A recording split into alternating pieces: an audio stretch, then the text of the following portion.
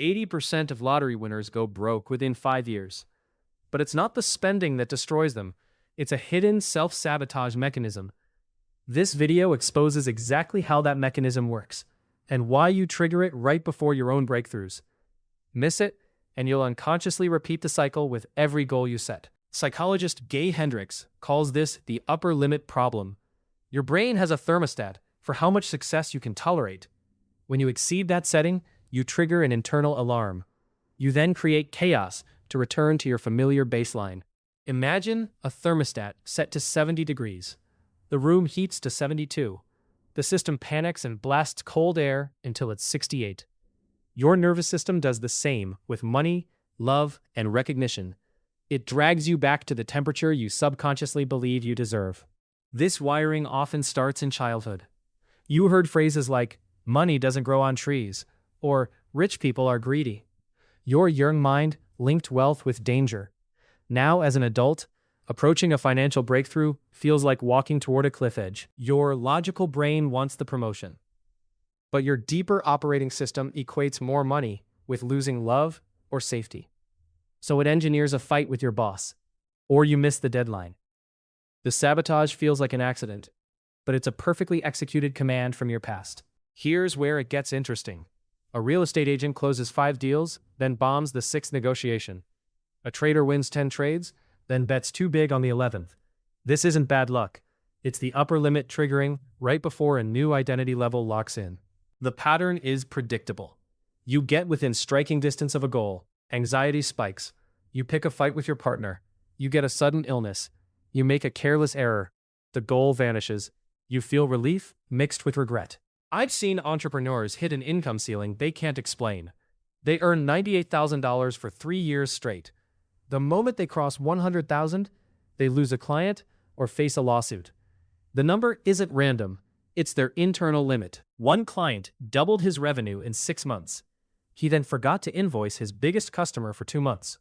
He didn't consciously decide to lose money. His system created a cash flow crisis to bring him back to the income level his father never exceeded. The sabotage shows up in 4 specific symptoms. The first is chronic worry. You start obsessing over things that never bothered you before. The market will crash. Your partner will leave. The worry feels real, but it's just the thermostat fighting to stay in control. That worry isn't a signal to retreat. It's proof you're expanding. The fear is a doorbell, not a fire alarm. Most people mistake it for intuition and slam the brakes. But the wealthy recognize it as the sensation of a new ceiling about to break. The second symptom is sudden criticism. You start nitpicking your partner, your team, or yourself. Nothing feels good enough. This is a deflection. Your brain would rather find external faults than face the terror of holding more success than your identity allows. A founder on the verge of a funding round suddenly decides her co-founder is incompetent. She's not seeing reality. She's manufacturing a crisis to escape the vulnerability of receiving millions. The criticism protects her from the unknown. Symptom 3 is deflecting praise. Someone compliments your work, and you immediately mention the team or call it luck. This seems humble, but it's a refusal to let success land in your body. You bat it away before it can raise your internal thermostat. Every time you deflect a compliment, you train your brain that success is dangerous. You miss the neurological reward that would cement the new identity. The wealthy let praise in. They absorb it. That absorption literally rewires their capacity to hold more. The fourth symptom is physical. You get a cold right before a keynote speech.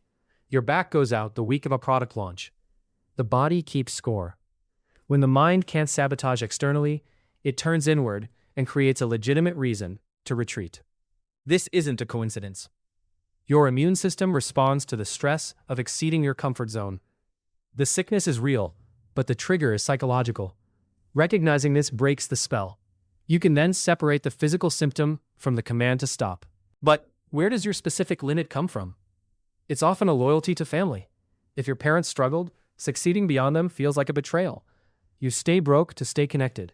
You sabotage the win to remain a member of the tribe. A man inherits a belief that money corrupts. He watches his wealthy uncle become isolated. His child's mind concludes, wealth equals loneliness. Now, Every time his bank account grows, he feels an impending sense of isolation and unconsciously spends it down. Your identity is a story you tell yourself. I'm a hard worker, not a rich person. When success threatens that story, you face an identity gap. The gap is painful. It's easier to destroy the success than to rewrite the story you've lived for decades. Think of your identity like an old coat. It's worn and familiar. A new, expensive coat feels wrong. You spill coffee on it, you leave it on a bus. You don't ruin it on purpose, but you do. The same unconscious force operates on your career and wealth. So, how do you fix it?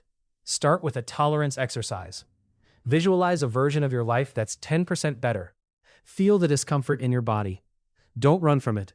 Sit with the anxiety for 60 seconds. You're expanding your nervous system's capacity. Do this daily. Gradually increase the vision. Your thermostat doesn't change through logic. It changes through felt experience. You're teaching your body that a higher level of success is safe. This is the exact practice high performers use before a breakthrough. But there's a trap. Comparing yourself to someone far ahead triggers shame, not expansion. Your thermostat slams shut. Instead, compare yourself to your past self. Notice how much you've already expanded. That evidence builds a bridge your nervous system can cross. A client tracked her income over 5 years. She saw she'd already tripled it. Her current anxiety wasn't about failure, it was about crossing her next threshold. The data proved she was safe. Her sabotage patterns dropped by half within a month. Here's a pattern interrupt. Some people sabotage success because stability feels boring. Chaos is familiar. Peace is terrifying. If you grew up in drama, a calm, successful life feels like something's wrong.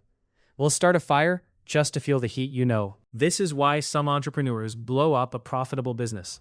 The steady income lacks the adrenaline of survival mode. They mistake peace for stagnation. The sabotage isn't about the money. It's about reclaiming a familiar emotional state. Use the SEAL technique when you feel the urge to sabotage. Stop. Evaluate. Ask. Link. Stop the action. Evaluate the feeling. Name it. Ask what old story is driving it. Link to a new truth. I am safe expanding. One executive used this before a board meeting. He felt the urge to downplay his results. He stopped, evaluated the fear of outshining his father, asked if that story was true, and linked to his own earned authority. He spoke his numbers clearly for the first time. Create an integration ritual for wins.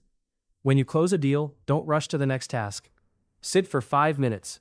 Place your hand on your chest. Say aloud, I am a person who closes deals like this. Most people sprint past their wins. They never let the victory register. This keeps the thermostat frozen. The ritual forces your nervous system to update its baseline. Over time, success stops feeling like an intruder and starts feeling like home. Your environment sets your thermostat. If everyone around you earns $50,000, earning $100,000 feels like a betrayal. You need a new reference group. Find people who normalize the level you're moving toward. This isn't about abandoning old friends. It's about adding voices that make your new normal feel ordinary.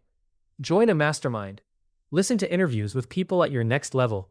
Your brain needs proof that people survive and thrive at higher altitudes. The final threshold is the scariest. It's the moment right before your life changes permanently. Your mind will scream that you're an imposter. That's the signal you're exactly where you need to be. The sabotage urge is the final gatekeeper. The 80% who go broke never felt safe holding the win. You now know the thermostat exists. That awareness is the override switch. When the urge to sabotage hits, pause and let the success land.